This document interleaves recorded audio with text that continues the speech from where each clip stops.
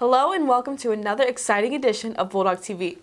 Today we will follow up with our blood drive and see how some of our classmates fared in the County Youth Stock Show. We also asked Miss Avila 5 questions and check in with our Bulldog sports.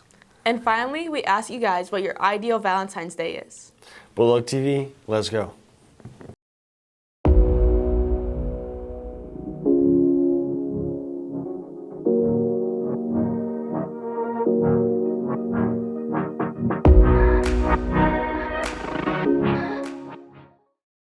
Hey guys, once again, I'm Madison Niles. And I'm Cade Murdoch. Let's see what's going on around campus.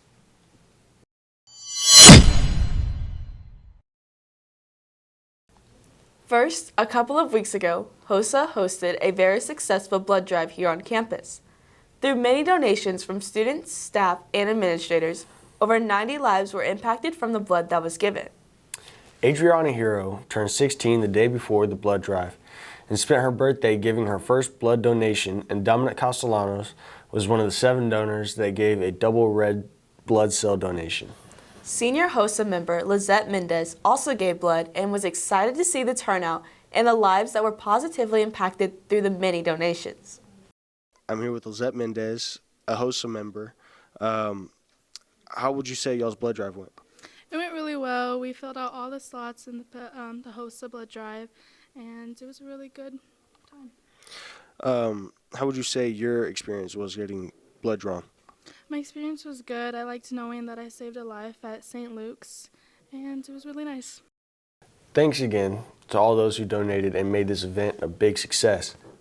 A few weeks ago, Guadalupe County held its annual Youth Stock Show in Seguin, and per usual, Marion had a fantastic showing.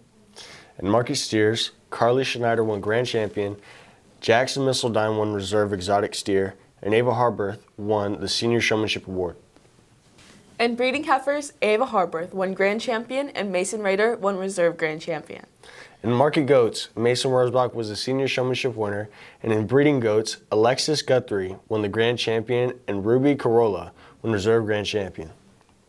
In turkeys, Brooke Reiniger won Reserve Grand Champion. And in breeding swine, Cody Kelso won Grand Champion Gill. In Market Swine, Hadley Moat won Grand Champion, and in Ag Mechanics, Wade Lesage won Grand Champion and Brady Reeser was Reserve Grand Champion. And finally, in Handicraft, Kinley Stride won Reserve Grand Champion. Congratulations to all of our winners. Next in this week's edition of 5 Questions, we sat down with Marion High School grad and our Communities and Schools Site Coordinator, Miss Blanca Avila, to learn about her role here on campus and much more.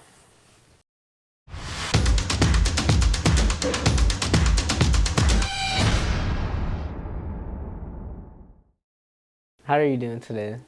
I'm good. I'm cold, but I'm good. How are you? I'm good. Thank you for coming on to the Marion High School News today on this fine morning. My first question is, how would you describe your role here at Marion High School? So my role is Communities and Schools Site Coordinator. I do a lot of different things. I provide academic attendance, and any kind of guidance and support that a student might be needing in order to be successful. And that can look like a whole bunch of different things, like attendance checks, organizing your backpack.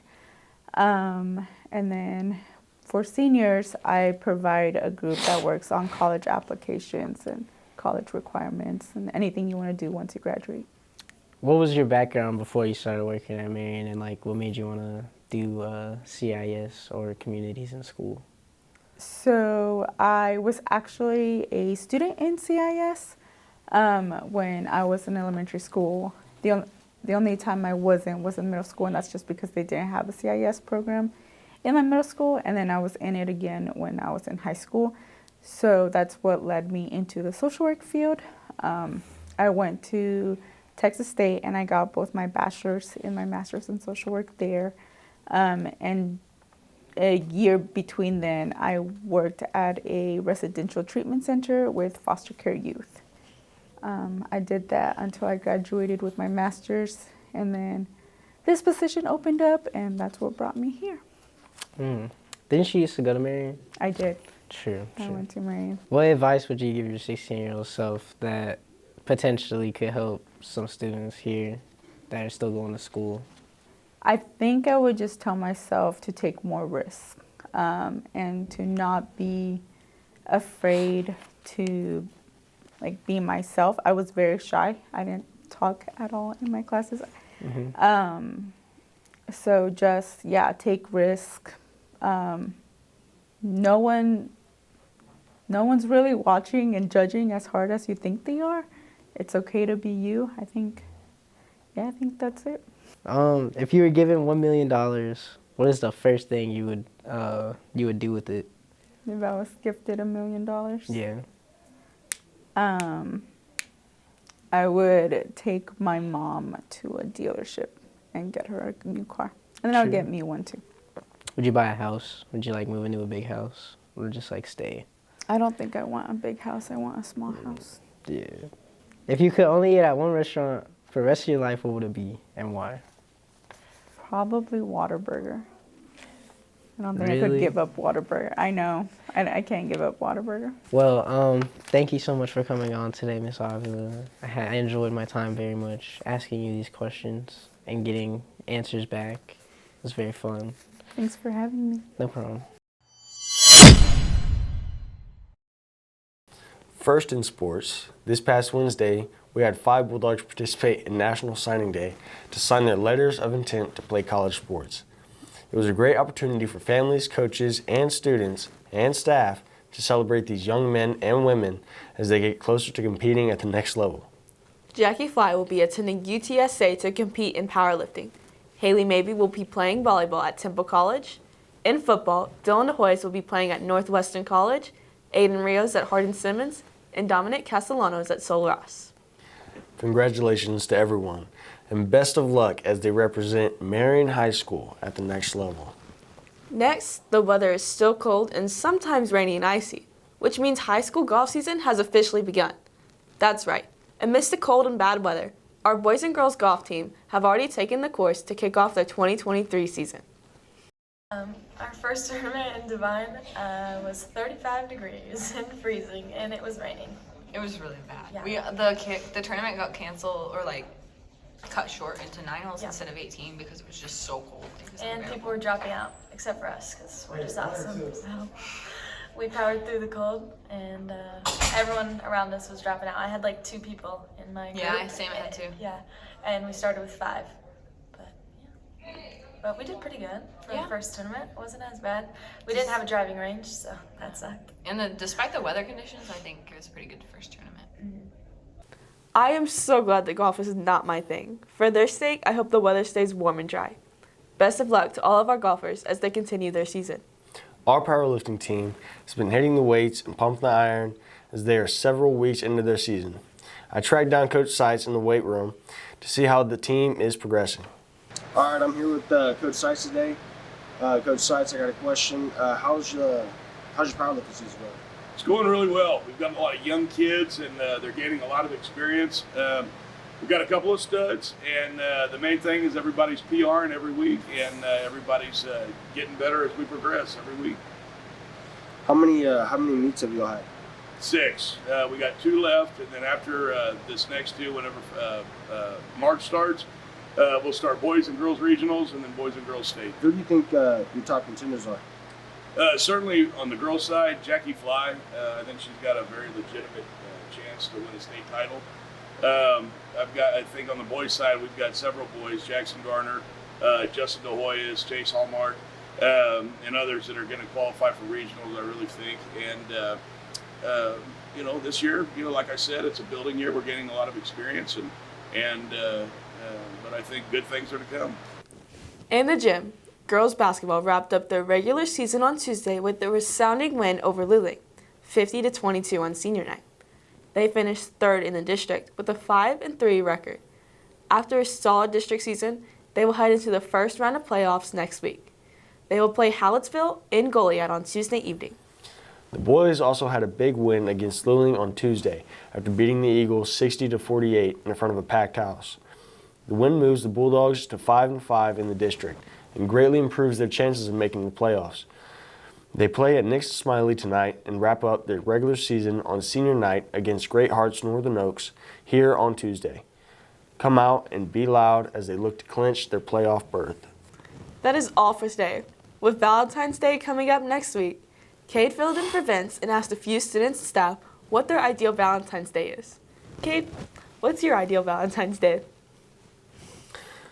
Well, I would have to say, I'd just take you on like the most romantic dinner I think you would ever be on at like Taco Cabana.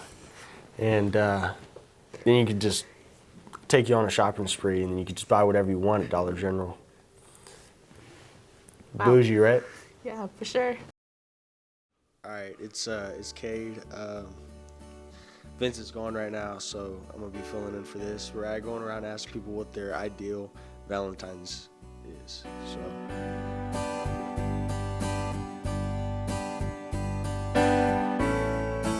I'm here, Mr. L. Mr. L, what's your ideal Valentine's Day? Cade, I do not celebrate Valentine's Day. May I ask why? Every day for my bride is Valentine's Day. I don't need a government holiday. What is your ideal Valentine's Day? I gotta say,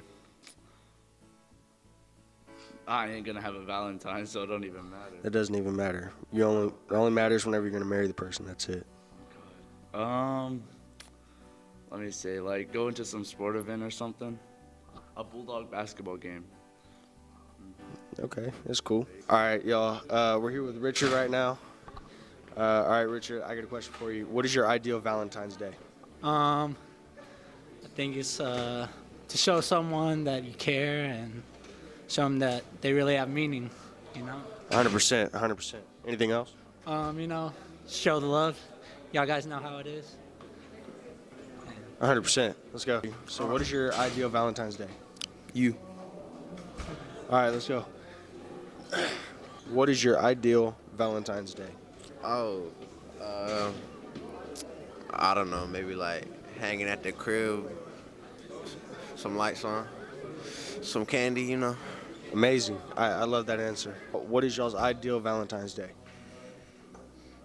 I don't know. I want some flowers, low key. I definitely want some chocolate. Okay. Sam, what is your ideal Valentine's Day? Probably get some roses, box of chocolates. I don't know who I'm going to give them to, but I'm usually just by myself, you know what I'm saying? Connor, what is your ideal Valentine's Day? Spending it alone in my house. All right, what is the perfect Valentine's Day to you? I don't really know. I don't do Valentine's Day like that, bro. I understand that completely. I don't do that either. Guess not. What is your ideal Valentine's Day? Try not to spend a lot of money. Usually just grill at the house, just kind of hang out. We try to stay away from the crowds and, just chill, try not to waste. It's probably something I would do, honestly. Just grill, barbecue, whatever. Yeah. Sounds a lot better than, Stay away from the crowds for sure. 100%. What is your ideal Valentine's Day?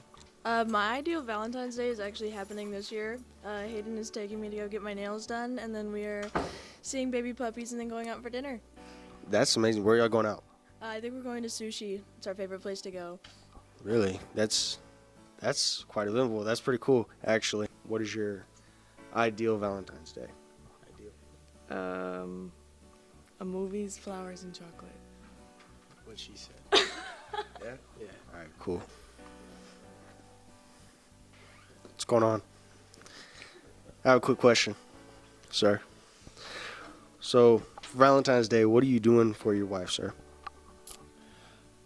I've got a basketball game, so we'll probably do something the weekend before Valentine's Day. I completely understand. Ball is life.